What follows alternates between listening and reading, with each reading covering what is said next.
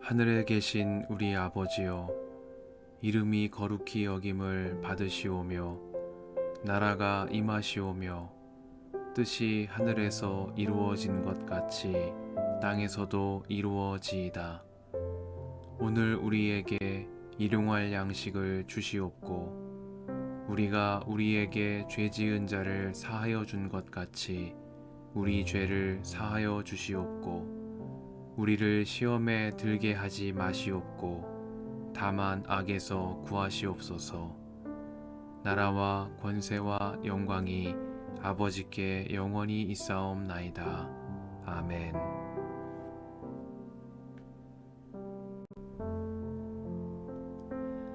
내가 메대 사람 다리우스 1년에 그를 강하게 하고 보호하려고 일어섰다.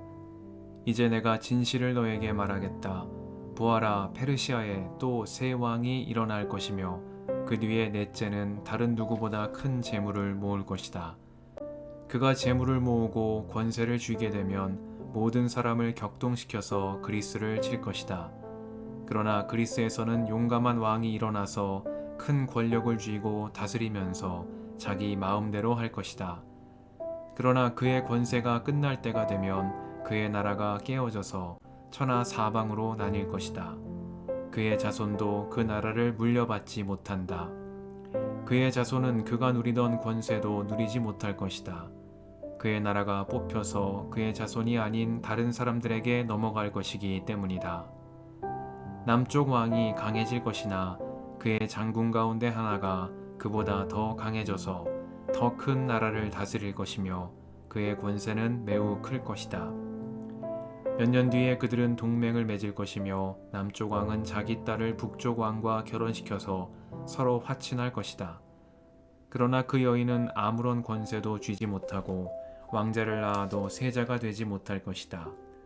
그 여인과 그 여인을 호위하여 온 이들과 그 여인을 낳은 이와 그 여인을 편들어 돕던 모든 사람이 다 버림을 받을 것이다. 그러나 그 여인의 뿌리에서 난 자손 가운데서 한 사람이 왕의 자리를 이어받을 것이다. 그가 북쪽 왕의 군대를 공격할 것이며 요새에 들어가 그들을 쳐서 이길 것이다. 그가 그들의 신들과 그들이 부어서 만든 신상들과 귀중한 은그릇과 금그릇들을 노획하여 이집트로 가져갈 것이다. 평화가 몇 해 동안 이어간 다음에 북쪽 왕이 남쪽 왕의 나라를 치겠지만 결국 자기의 땅으로 후퇴할 것이다. 북쪽 왕의 아들들이 전쟁을 준비하면서 많은 병력을 모을 것이다. 그들 가운데 하나가 물밀듯이 내려가서 남쪽 왕의 요새를 쳐부술 것이다. 남쪽 왕이 크게 격분하여 나아가서 북쪽 왕과 싸울 것이다. 이때 북쪽 왕이 많은 군대를 일으킬 것이나 그 큰 군대는 남쪽 왕의 손에 넘어가 포로가 될 것이다. 남쪽 왕이 그 큰 군대를 사로잡을 때에 그의 마음이 교만해져서 수많은 사람을 쓰러뜨리고도 승리는 차지하지 못할 것이다. 북쪽 왕은 돌아가서 처음보다 더 많은 군대를 일으킬 것이며 몇 해가 지난 다음에 큰 군대와 장비를 이끌고 갈 것이다. 그때 많은 사람이 일어나서 남쪽 왕을 칠 것이다. 너희 백성 가운데서도 난폭한 사람들이 나서서 환상에서 본 대로 이루려고 하겠지만 그들은 실패할 것이다. 그때 북쪽 왕이 와서 흙 언덕을 쌓고 요새화된 성읍을 빼앗을 것이다. 남쪽 군대는 북쪽 군대를 당해낼 수 없을 것이다. 남쪽의 정예 부대도 북쪽 군대를 당해낼 힘이 없을 것이다. 북쪽 침략자들은 남쪽 사람들을 자기들의 뜻대로 억압할 것이나 아무도 그들을 당해내지 못할 것이다. 그들은 영광스러운 땅, 약속의 땅에 우뚝 설 것이며 그 땅을 완전히 장악할 것이다. 북쪽 왕은 자기 나라의 군사력을 이용하여 남쪽 왕과 화친할 것이며 남쪽 왕에게 딸을 주어 그 왕국을 멸망시키려고 할 것이다. 그러나 그 일은 이루어지지 않고 그에게 도움도 되지 못할 것이다. 그 뒤에 그는 해변 땅 쪽으로 방향을 돌려서 많은 곳을 점령할 것이다. 그러나 한 장군이 나타나 그를 꺾어버려서 그가 더 이상 행패를 부리지 못하게 하고 오히려 북쪽 왕이 부리던 행패가 자신에게로 되돌아가게 할 것이다. 그 뒤에 그가 자기의 땅에 있는 요새지로 돌아가겠지만 비틀거리다가 넘어져서 사라지고 말 것이다. 다른 왕이 그의 뒤를 이어서 왕이 될 것이다. 새 왕은 백성을 억압하는 세금 징수원들을 전국 각 지방에 보내고 세금을 많이 거두어서 나라의 영화를 유지하려고 하겠지만 얼마 안 가서 아무도 모르게 살해되고 말 것이다. 뒤를 이어 어떤 비열한 사람이 왕이 될 것이다. 그는 왕이 될 권리도 없는 악한 사람인데도 왕위를 차지할 것이다. 그는 은밀하게 술책을 써서 왕권을 잡을 것이다. 홍수와 같은 힘을 가진 군의 세력도 그의 앞에서는 패하여 깨질 것이며 동맹을 맺고 왕위에 오른 왕도 그렇게 될 것이다. 다른 나라들과 동맹을 맺으나 끝내는 그 나라들을 속이고 비록 그가 소수의 백성을 다스리는 통치자이지만 점점 세력을 확장하여 패권자로 군림하게 될 것이다. 그는 선전포고도 하지 않고 부유한 지방을 침략하여 그의 조상이나 그 조상의 조상도 하지 못한 일을 할 것이다. 그가 추종자들에게 전리품과 노량물과 재물을 나누어 주고 요새 지역을 공격할 음모를 계획할 것인데 그의 통치 기간은 얼마 되지 않을 것이다. 그는 남쪽 왕을 치려고 용기를 내서 큰 군대를 일으킬 것이다. 남쪽 왕도 매우 크고 강한 군대를 일으켜서 맞서서 싸우지만 대항하지 못할 것이다. 북쪽 왕이 음모를 꾸며서 남쪽 왕을 칠 것이기 때문이다. 남쪽 왕과 함께 왕실 음식을 먹는 사람들이 왕을 멸망시킬 것이다. 그의 군대가 패할 것이고 많은 군인이 쓰러져 살해될 것이다. 그때 그 두 왕이 함께 먹으려고 한 식탁에 앉지만 그 동기가 악함으로 서로 거짓말을 주고받을 것이다. 그러나 하나님께서 정하신 때가 오지 않았으므로 그들은 원하는 바를 얻지 못할 것이다. 북쪽 왕은 전리품을 많이 가지고 그의 본토로 돌아갈 것이다. 그러나 그에게는 거룩한 언약을 거역하려는 마음이 있어서 자기 마음대로 하고서야 그의 땅으로 돌아갈 것이다. 정한 때에 그가 다시 남쪽으로 내려가서 이집트를 치지만 그때에는 전번과 다를 것이다. 서쪽 해안의 배들이 그를 치러 올 것이고 그 때문에 그는 낙심할 것이다. 그는 퇴각하는 길에 거룩한 언약을 맺은 사람들에게 분풀이를 할 것이고 자기 나라로 돌아가서는 거룩한 언약을 저버린 사람을 뽑아서 높이 앉힐 것이다. 그의 군대가 성전의 요새 지역을 더럽힐 것이며 날마다 드리는 제사를 없애고 흉측한 파괴자의 우상을 그곳에 세울 것이다. 그는 속임수를 써서 언약을 거역하여 악한 짓을 하는 자들의 지지를 받을 것이지만 하나님을 아는 백성은 용기 있게 버티어 나갈 것이다. 백성 가운데서 지혜 있는 지도자들이 많은 사람을 깨우칠 것인데 얼마 동안은 그 지혜 있는 지도자들 가운데 얼마가 칼에 쓰러지고 화형을 당하고 사로잡히고 약탈을 당할 것이다. 학살이 계속되는 동안에 하나님의 백성은 조금은 도움을 받을 것이나 많은 사람은 술책을 쓰며 적군과 한패가 될 것이다. 또한 지혜 있는 지도자들 가운데 얼마가 학살을 당할 것인데 이 일로 백성은 단련을 받고 순결하게 되며 끝까지 깨끗하게 남을 것이다. 하나님이 정하신 그 끝날이 올 때까지 이런 일이 계속될 것이다. 북쪽 왕은 자기 좋을 대로 하며 스스로를 높이고 모든 신보다 자기를 크다고 하며 괴상한 말로 가장 높으신 하나님을 대적할 것이다. 하나님의 진노가 끝날 때까지는 그가 형통할 것이다. 하나님은 정하신 것을 반드시 이루시기 때문이다.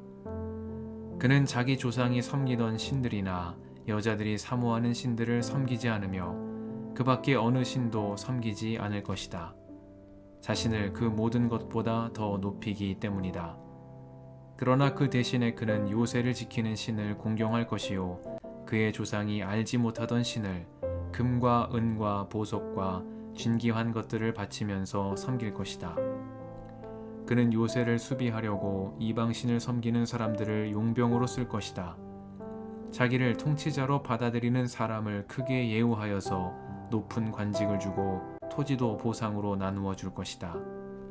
북쪽 왕의 마지막 때가 올 무렵에 남쪽 왕이 그를 공격할 것이다.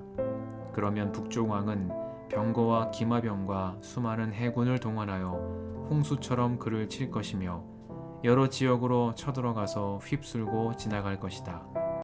그 바람에 그는 영광스러운 땅, 곧 약속의 땅까지 쳐들어와서 수많은 사람을 죽일 것이다. 그러나 에돔과 모압과 암몬 백성의 지도자들은 그의 손에서 피할 것이다. 그가 그의 손을 뻗어 이처럼 여러 나라를 치면 이집트도 피하지 못할 것이다. 그는 이집트에 금과 은이 있는 보물 창고와 모든 귀한 것을 탈취할 것이며 리비아와 에티오피아도 정복할 것이다. 그러나 그때 동쪽과 북쪽에서 들려온 소식이 그를 당황하게 할 것이다. 그러므로 그가 크게 노하여 많은 사람을 죽이고 멸망시킬 것이다. 그가 자기의 왕실 장막을 바다와 거룩하고 아름다운 산 사이에 세울 것이다. 그러나 그의 끝이 이를 것이니 그를 도와줄 사람이 없을 것이다.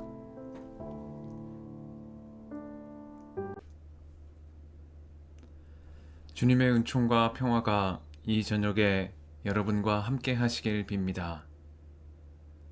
그의 군대가 성전의 요새 지역을 더럽힐 것이며 날마다 드리는 제사를 없애고 흉측한 파괴자의 우상을 그곳에 세울 것이다.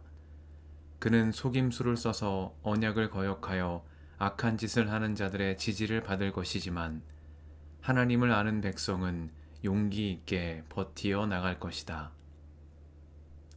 말씀 앞에서 성령의 인도하심과 지혜를 구합니다.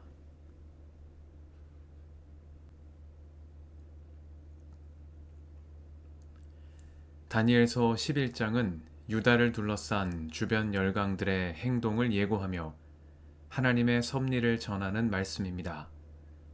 페르시아와 헬라 제국의 임금들이 언급되는 가운데 어떤 비열한 사람이라고 지칭된 시리아의 임금 안티오쿠스 에피파네스에 대한 다니엘의 비판이 특히 주목됩니다.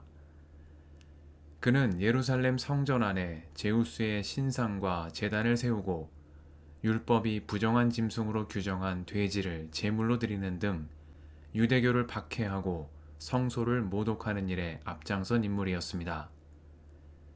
마태복음 24장 15절에서 예수님은 다니엘서의 이 구절을 직접 인용하시며 멸망에 가증한 것이 거룩한 곳에 선 것을 볼 날이 오리라 말씀하셨습니다.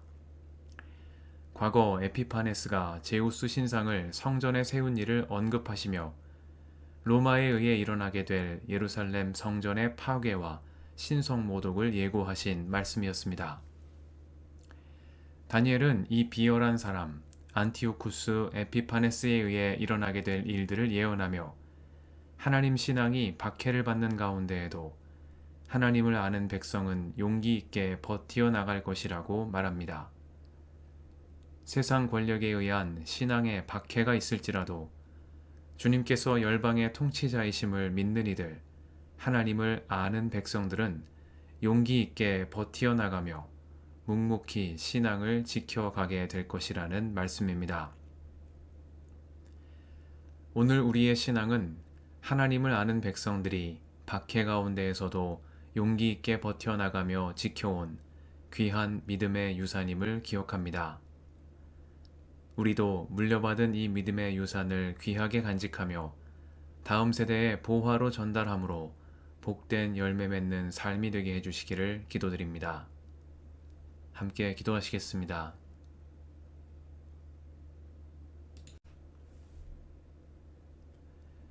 주님, 오늘도 이 저녁을 허락하시니 감사합니다. 물려받은 믿음의 유산을 귀하게 간직하며 다음 세대에 보화로 전달함으로 복된 열매 맺는 삶이 되게 하옵소서. 우리의 길과 진리와 생명이신 예수님의 이름으로 기도드립니다. 아멘.